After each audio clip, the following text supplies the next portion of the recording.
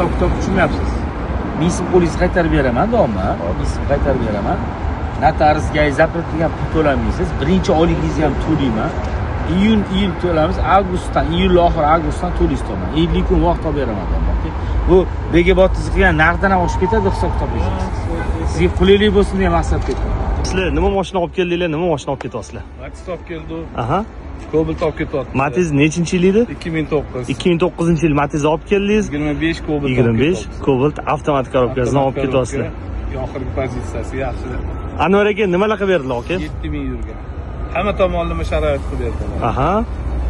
Notarius, GAI, notarius nomer hammasi ichida. Hammasi ichida kirib ketdi. Hammasi. Sug'urtalari bilan. Joyingiz sog' bo'lsin, yaxshiligi buyursin. Joyingiz sog' bo'lsin. Besbirlik Cobaltdan olasiz, qarzingiz ham yopasiz, yana pul ham qoladi.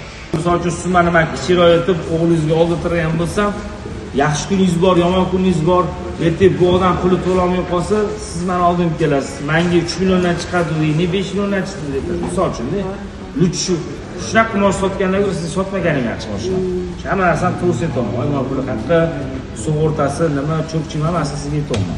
Bu yerda yolg'on yaxshi yo'q. Prosta rozichilik bilan o'g'lingiz ko'ziga yetayotgan bo'lsa, oling degan maqsadda aytaman. Siz rozi bo'lsangiz, o'g'lingiz oladi. Shu. Biz moshinani zo'rlab bermaymiz.